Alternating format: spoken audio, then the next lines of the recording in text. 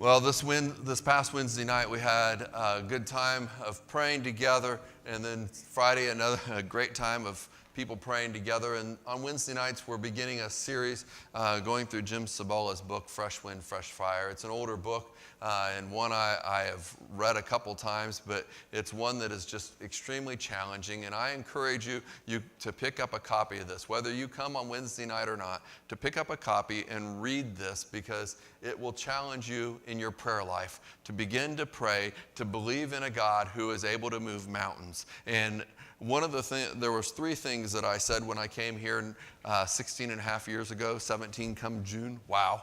I said we needed to be a church that was a praying church, that we worked on having quality worship, and that we had quality student ministries. Well, we are still working on all three of those, but we're still weak when it comes to prayer. But I believe we can do better. And on Wednesday nights, we're working on doing that. So I invite you to come Wednesday night if you're not plugged into a small group and join with us as we study prayer and then begin to pray and get plugged in. And then today, we begin a new series, Home Run Life series, Living Life by God's Game Plan for Life and Leadership. And 2 years ago, we did this series, and it was life-changing for several people, a lot of people. And it's a book that is, in addition to the Bible, this book has been one that has challenged me. I've listened to it and read it 3 or 4 times now, and each time it's challenged me. And I encourage you, if you didn't get a book 2 years ago, to pick up a book. You can get them on Amazon. You can download them to your Kindles if you have a Kindle, or you can get a paperback copy like this for less than $10, because I ordered it and got it in like 3 days. And I encourage you to get the book and follow along, read along, because I believe it's foundations are found in the Bible and biblical truth, and it will challenge you on how you can live a home run life, because everyone dreams of having a home run life. Amen? We don't want to be a failure in life. We want to have a home run life. And how do we have a home run dream? What makes for a home run dream? There are 4 things that make for a home run dream. And the first one is dealing with success. People want to be successful in life. And if you have your notes, there are places in the bulletins for you to be able to take notes. I just asked the questions, but there's a little bit of space for you to write in there. We have blanks then on the third question. But success. When we are young, we dream of being a success. We dream of being a success in business, success in marriage, success in our career. We want lots of accolades, and we want to make it big. I remember being 22 years of age, selling insurance, and I was making some good money for that time in my life. I was making more than the average person at age 22, and I was buying the nice clothes and picked up GQ magazine. Some of you young people have no clue what GQ magazine is. Gentleman's Quarterly, and I would go to places like Abercrombie and Hollister to buy dressy clothes and ties. It was a little dressier back then because I wanted to look really good. And I had a dream. Even though God had called me to the ministry 4 years earlier, I had a dream of going to New York and making it big and being a success and just having lots of money. Yeah. Because nobody wants to be a failure in life. They want to be a success. Nobody says, oh, well, you know what, my dream in life is just to get by. My dream is to just work in a career where I'm just spinning my wheels and not doing anything with my life and just, get to the end of my life and die and be done with it. Most people, I have not met anyone that just wants to get by. They want to be successful in life. Not only do we have a dream of being a success, but we also have a dream of, whether you realize it or not, of sharing that with someone. Because success alone is hollow. We want to celebrate it with someone else. There was a preacher who grew up in a very conservative tradition, much like me, who believed it was, he had been taught that it was a sin to play golf on Sunday, and he loved to play golf, and he didn't play golf on Sundays. He would go on his day off, but it seemed like over the last several weeks it had been raining every day he had a day off, but Sundays came and it was beautiful. And he would much rather it rain on Sunday because then people came into church, and he was just irritated with the fact that here on his day off it was always raining. And so he devised a plan. He didn't care if it was sin. He would ask God to forgive him. He was going to go play golf one Sunday. And so he got things taken care of so where he didn't have to be there, and he didn't tell anybody why he wasn't going to be there. He just said he wouldn't be there that day. And Sunday morning came, and sure enough, it's a beautiful day. And he gets up and he drives 4 counties away because he doesn't want anybody to see him. He doesn't want to be able to make any excuses and say, oh, well, yeah, he was pretty conservative. And he gets out on the first tee, and he hits the ball. He swings, and get my hands, there we go, get it right. He swings, and he hits the ball like 300 yards, and it lands right on the green. And it was the best swing. He was so impressed. He got it there. He ended up the whole game, he kept doing well. And on the last hole, the 18th hole, he got a hole-in-one. He was way below par for the game, and he was so excited. He was dancing around after that last hole, and he's like, God, I thought because I was skipping church today and going to play golf that you would cause me to have a miserable game. And here I am. I've done so well. This is so great. I'm not miserable at all. You didn't make it miserable. And God said, yeah, I did. He's like, what? What are you talking about? Who are you going to tell? Yeah, who are you going to tell? Success without someone to share it with is hollow. We desire to share our successes and our dreams with other individuals. Not only do we desire to share our success and dreams with other individuals, not only do we desire to be successful, but I guess I should go back to doing this thing. We have a desire to have self-respect. When we look in the mirror, we don't want to be ashamed of what we see. We want to look in the mirror and hold our head up high and like, yeah, I'm a person of integrity. I have done the right things. I have made it. Because if you can't respect yourself and who you look at in the mirror, life is pretty miserable. If you can't respect yourself and who you see in the mirror, life gets pretty miserable. Rising into self-leadership is part of the big dream. But that's not the end of itself. There's one more, and that last one is significance. We want to make a difference because more just success, more than empty success, we want to know that our lives counted for something. That's where I'm going. We want to know that our lives counted for something and that they mattered. Deep down, we want to make a difference, not just make a dollar. Yes, we want to be successful. Yes, we want to share it with somebody. Yes, we want to help have self-respect. But we want to, at the end of our lives, know that our lives made a difference. We impacted. We made it a little bit better for others. My mom, she worked hard because she wanted to make sure that we boys had it easier than she had. So she would go without, didn't go to the dentist to make sure we went to the dentist, because she wanted to know that we had it better than she had. And that's how we kind of dream. We want to leave others better off than what we are. That's a big dream. Success, someone to share it with, self-respect, significance, leaving a legacy behind.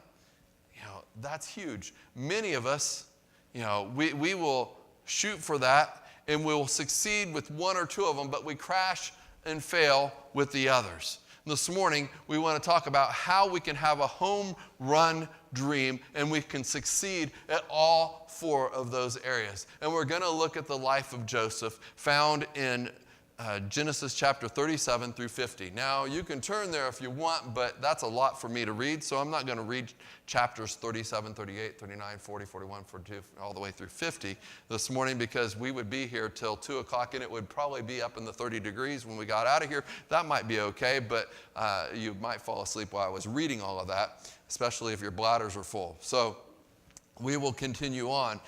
What can we learn from Joseph's life dreams that he had himself? A synopsis of Joseph is that he was the son of Jacob, the grandson of Isaac, and the great-grandson of Abraham. He was one of several brothers that ended up making up the 12 tribes of Israel. He came from a family of affluence and influence, and he was the favorite of his father. His father had several sons, and he was the favorite. He was so much the favorite that his father made him a special coat, a coat of many colors. Maybe you've seen the Broadway play or whatever, Joseph and the Technicolor Dreamcoat. But he was pretty impressed because he got this special coat that his father made. And he realized he was his father's favorite, and he was probably a little bit, because he was young, egotistical. It doesn't say that, but I can imagine he was by some of the things that take place in a little bit. And not only was he his father's favorite, but at the age of 17, he had a dream, a vision that came from God. And this vision was one of where his brothers were basically bowing down to him.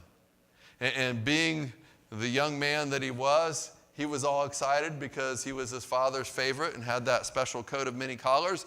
And he was not only his father's favorite, but God cared about him and gave him this incredible dream that his brothers would be bowing down to him. His brothers who had picked on him and made fun of him and harassed him all of his life, now we're going to be bowing down to him at some point. And so he goes out to them and he begins to harass them and say, hey, listen here. You know what? God gave me a dream. He gave me a vision. You're going to be bowing down to me. I'm so excited. Woohoo. As he was bragging in his coat of many collars, and his brothers, they didn't like that so much. This egotistical little kid, I'm reading between the lines, but in their minds, they're thinking he's probably a little bit egotistical. They decided, well, we'll teach him. And they take his coat of many collars, and they grab it off of him, and they throw him in a cistern, and lo and behold, some people come through, and they sell him into slavery, and they take the coat of many collars, and they go and they shred it up, and they put ram's blood on it, and take it to their father and say, oh, Dad, your favorite son has died. Some lion got him and ate him. And Joseph heads off to Egypt, where he eventually ends up in Egypt, where he becomes a slave. 1 minute, he's bragging about how awesome his life is and how privileged he is and how everybody's going to bow down to him, and now he ends up being a slave. And things just keep getting worse and worse for Joseph along the way. And I'm moving along and not even paying attention. As he was in slavery, he ended up realizing that there were some lessons that he had to learn. He had to learn dependence upon God, because he winds up and he thinks he's serving God. He ends up in slavery, and then he is challenged by Potiphar's wife by Potiphar's wife to go to bed with him, and he says, no, that's not going to happen, and he ended up moving on, and anyway, through all that, he ends up learning to win dependence upon God instead of himself. God stripped him of everything. How often do we rely upon ourselves? That self-reliance. And God wants us to have a God-reliance. Joseph had been depending on his family name. He relied on his coat of many collars, his money, his freedoms. God stripped him of all those things and had him as a slave. As a slave, God stripped him of all his dreams. Totally changed. I remember when I was 34 years old, I went from being a youth pastor to stepping over to be a lead pastor. And I headed to West Virginia, St. Albans, West Virginia. Not to be mistaken with St. Albans, Virginia, where the mental hospital is. St. Albans, West Virginia, to a church that had 4 members. And I was sent in there to make that church grow or close it. And I went in there, and I spent 2 years there. And we did see some growth. And then we saw some decline. And at the end of 2 years, I said, God, I don't know if you're done with me yet, but I'm finished. Can you open the door for me to go somewhere else? And the church doors closed. And I left. And I came here feeling like a failure. Now then, it had to be some sort of a God thing for the board to hire me, because who hires somebody that has a church closure on their resume? Come on. Oh, got fired from my last job, hire me. Closed the church, hire me. But the church hired me. And 2 years into being here at the church, I faced another challenging time that was worse than closing a church.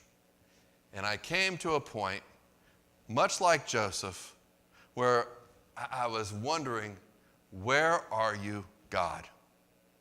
I've been faithful, I've been obedient, but all this stuff is happening. Where are you? God was doing in my life what he was doing in Joseph's life, and he was teaching me to depend upon him in all areas. Joseph ends up, as a result of his obedience, to God and saying no to Pharaoh's Potiphar's wife, ends up in prison. Isn't it interesting how we can do the right things? We can do the right things and end up being rewarded with not very good things. But God was doing something bigger. He was causing Joseph to win within. And when he was being tempted by Potiphar's wife, Joseph said, hey, I cannot sin against God nor another man by taking his wife. And so Joseph was becoming God's man because God was working within him. And then as he ends up being thrown into prison, now for doing the right thing, saying no to Potiphar's wife, he finds himself in a place lower than a slave.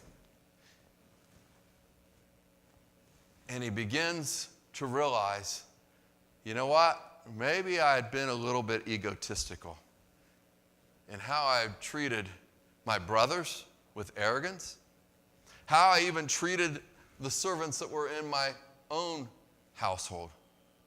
Because here he is, now in prison, and as a slave before that, I'm sure that there were people that walked right past him. And going through his mind, he might have been thinking, but I'm somebody. I was my father's favorite. I had the coat of many collars. We were affluent. And now here I am scrubbing the floors.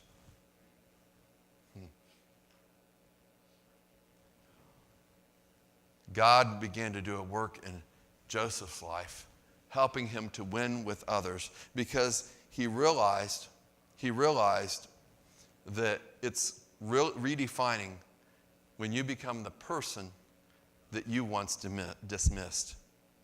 Maybe God has you in a place where you feel humbled, working with people you don't want to work with, or more. What if God is growing you up to change how you value others? Because that's what God was doing in Joseph's life, raising him up so that he could value others. Because if you don't value others, you tend to use them. The next major breakthrough in Joseph's life was to win results. Joseph was in prison for many years, suffering, serving, begging God to free him, and yet not being free. And finally, at the age of 30, 13 years after he had been put in that pit, Pharaoh, the man that was in charge of all of Egypt, most powerful man in the world at that time, has a dream. And nobody can interpret that dream. And finally somebody remembers, oh, wait. Joseph could interpret that dream. And so they bring Joseph in out of the prison. And as he stands before Pharaoh, Pharaoh says, I hear you can interpret my dream. Joseph says, nah, well, God can. He had learned dependence. It wasn't about him anymore. He had learned dependence to God. And Pharaoh begins to tell Joseph the dream, and Joseph tells him the meaning of the dream. All right, there's going to be 7 years of plenty where you have an overabundance of crops, and then there's going to be 7 years of famine.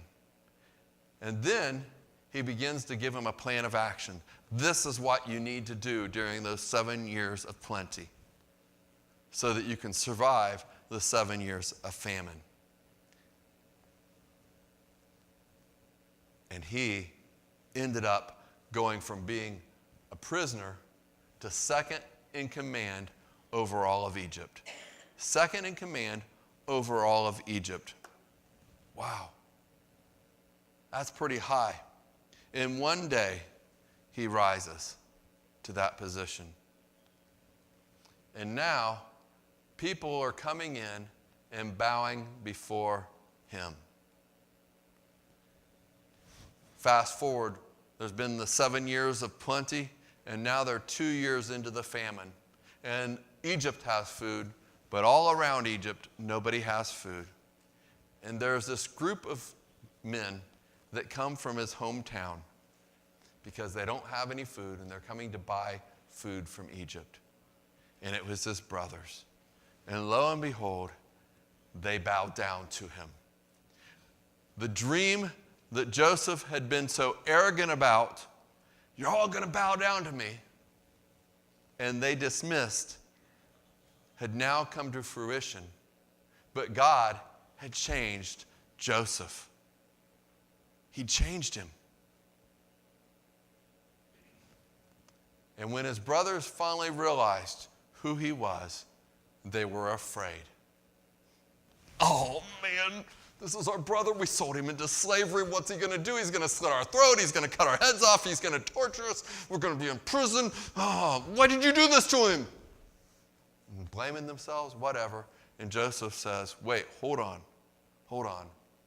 What you intended for evil, God intended for good to save many people's lives. God fulfilled a purpose. Joseph was saying, I was put here to make a difference. So what can we learn from all that? God has a plan for how we can live a home run life. How we can live a home run life. And the pattern is found in Romans chapter 12, verses 1 and 2. Romans chapter 12, verse 1 and 2 says, and so, dear brothers and sisters, I plead with you to give your bodies to God because of all that he has done for you. Let them be a living and holy sacrifice, the kind he finds acceptable. This is truly the way to worship him. Don't copy the behaviors and customs of the world. Don't copy the behaviors and the customs of the world. But let God transform you into a new person by changing the way you think. Then you will learn to know God's will for you, which is good and pleasing and perfect. So here is the pattern for a home run life. Home base. Home base. It all starts with home plate. Learning to win dependence upon God. We need to learn to depend upon God and not our styles. It starts with him and it ends with him. Connecting with God. Home plate. First base. Win within. This is character. This is the personal base. You know, we come to faith in Jesus Christ and we start saying, God, you know, or we have some sort of issue in life, and we say, God, you need to change my wife or my spouse. You need to change my finances. You need to change my employment. You need to change my kids. You need to change this world. You need to change. When God says, listen, I want to change you. I want to change you. We cry out, God, change all these other things when he's concerned with changing us. Come on. Am I right? Change with us. Change me. He's more concerned about changing us on the inside than he is changing everything around us. Second base is the people base, community. Winning with others. When Jesus was asked, what is the greatest commandment? Jesus said, love the Lord your God with all your heart, with all your soul, with all your mind, with all your strength. And the second commandment is like it. Love your neighbor. Love your neighbor. We've got to love others. Third base is competence. The performance base, winning results. When a baseball player gets to third base, is it a score? No. If you're on third base and the next batter strikes out, you didn't achieve. You didn't make the run. You just got stranded there. You have to live for something greater than yourself. You have to live for something greater than yourself, or else it's empty success. You have to live for something greater than yourself, or it's empty success. This is how God grows us up. And the order of the bases actually do matter. Home base, connecting with God, learning to love him, depend on him. First base, winning within, learning to be a person of integrity, doing the right things. Second base, learning to win with others, loving others, treating them the way you wish to be treated, treating them and realizing that each and every individual, even those that you disagree with, that have hurt you, are individuals that are made in the image of God, knitted together in their mother's womb, fearfully and wonderfully made, and that he gave his son, Jesus Christ, to die on the cross for them. And they are valuable and matter to him. Winning within, or winning with others. And third base is competence, winning results, loving what we do, and doing it all for the glory of God. If this is the pattern, that is God's pattern for a home run life, how does the world do it? Well, the world does it backwards. They go immediately to third base. There's huge pressure to succeed. Succeed in your career. Let's make it big. And the focus is all on your career. When a person is graduating from high school, what do people ask them? What do you want to do when you graduate? Where are you going to college? How are you doing with your job? Because our jobs tend to define us. But more than our jobs defining us, it's God who defines who we are. So when we run the bases backwards and we feel all this pressure to succeed, what happens is we're running from here to third base. We end up cheating on others. We cheat on our spouse. We cheat on our children. We cheat on our friends. We sacrifice relationships with them, all because we're shooting for success. You heard the song Cats in the Cradle and the Silver Spoons, we'll get together then, we'll have a good time then. Way back, an old song from years and years ago when I was young, talking about a father and son and getting together. And then the father is never around for the son, and later on when the father wants to get together with the son's busy shooting for success himself. And we forget relationships. Or we pursue third base, success, and we end up compromising our character and our integrity because we want to succeed. We go to the parties. We do things we know we shouldn't do. We talk ways we know we shouldn't talk. We laugh at things we shouldn't laugh. We get drunk. We, We do things that are not of God. We conform to the ways of this world rather than being transformed. We conform to the ways of this world rather than be transformed, all in an effort to win results, to get people to like us so we can succeed. We compromise our integrity. Or we compromise our time with God. Because we're so busy shooting for success, we don't go to church. We don't spend time reading the Bible. We don't spend time reading, all because this is our goal. We want to succeed. We want to make it big. We want to do great things, and we compromise our relationship with God. And what happens when we end up compromising our relationship with our family and our friends, our spouses, we compromise our integrity, we compromise our relationship with God, that is not a home run life. That's failure. And all of a sudden, we get to our 40s and 50s and we realize, you know what? Relationships really do matter. My spouse matters. And maybe it's our second, third, first, whatever, we realize I need to start investing because it's more important than my career. And then around our 50s and 60s, we start saying, you know what? Character matters. Truth matters. Honesty matters. Discipline matters. Love matters. We start realizing first base matters. And then we get to our 70s and our 80s, and we realize the mortality of life, that we aren't going to live forever like we thought we were going to when we were 19 and 20 and 22. And we start thinking, you know what? Maybe there really is a God. I remember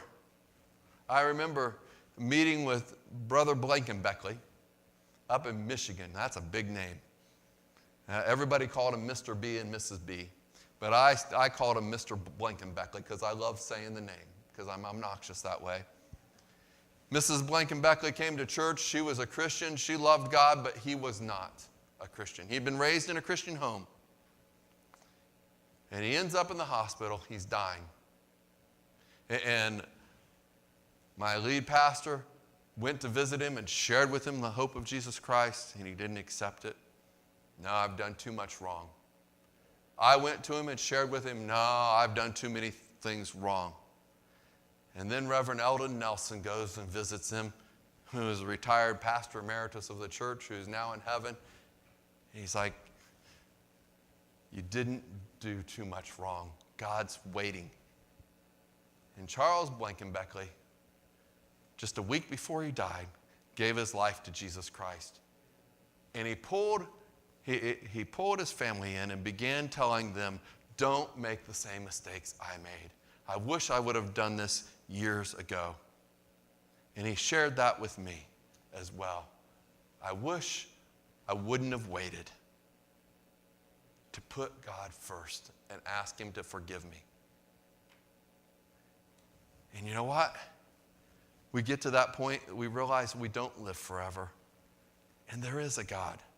Just back in 2013, Ted Turner, who, the CNN mogul, the very successful millionaire, who had been so critical of Christians, said that Christianity was for losers, said all sorts of negative things about Christians and Christianity. All of a sudden, at the age of 75, there's an article about him that says, he's no longer an atheist or an agnostic. He now is believing that there is something greater than himself. And he prays for others. And he's no longer critical of Christians. And the article ends with him saying, well, I sure don't want to go to hell. He's still alive. I don't know if he's ever found Jesus or come to a relationship with him, but the mortality has occurred to him that he's not going to live forever. And we've been doing it ourselves. Which leads to the fourth question. How do you run the basis of life? Are you pursuing third base and sacrificing your intimacy with God? Sacrificing your integrity? Sacrificing relationships with others? Or are you doing it God's way? Choosing to love Him with all your heart, soul, mind, and strength first. Winning within. Being a person of integrity. Winning with your relationship with others. Loving what you do because you're doing what's going to make an impact for all eternity. Which way are you running the basis of your life? That's a question that you and only you can answer. And today, on this first Sunday of a new year, you have a choice. Are you going to choose to run the basis God's way? Or are you going to run it the world's way? If you run it God's way, I can guarantee you, you're going to hear Him say, "Well done, good and faithful servant." I don't want the regrets that Charles Blankenbeckley had. And I can share other individuals that gave their lives to Christ later in life. I don't want those regrets. Have I achieved it? Am I perfect? No, I'm still striving to learn to love God with all my heart, soul, mind, and strength. I'm still trying to win within. I'm still striving to win in my relationships with others and be the husband and the father that God has called me to be. And I'm still striving to live a life pursuing success that's going to outlive me, that's going to impact eternity. I'm still striving, and it'll be a lifelong journey for me. And it will be for you as well as you choose to put Him first in your life. This morning, Buck is going to lead us in communion. The praise team is going to come up. And as we begin to contemplate receiving communion, and as we sing this last song, this morning, if you've been running the basis the wrong way, today would be a great day to say, "Lord Jesus, forgive me of my sins. Forgive me for pursuing the things of this world, and help me to begin to pursue you and run it the right way by putting you first, by loving myself, winning within, being a person of integrity, loving others, by loving what I do and doing it for the glory of God, so that we can have a home run life and hear God say, 'Well done.'" Let us pray, and then Buck, come on up. Father, thank you so much for this day. Thank you for your incredible love for us. And as we stand in your presence right now, I ask that you would just speak to us. Many of us must confess that we are running the basis backwards. I've done it. And there are times, even in ministry, that I have that tendency to drift that direction rather than going the right direction. I don't want to lose my soul. I don't want to cheat my character. I don't want to cheat my family. I want to seek a fresh start from you. I want to have a reboot in my life where I am pursuing you. As my father-in-law says, to reset our gyros. May we reset them, and this year be a monumental year for running the basis the right direction, putting you first in all we do and say. Please do this work inside of me, inside of us. Renew our minds and transform our lives. In Jesus' name.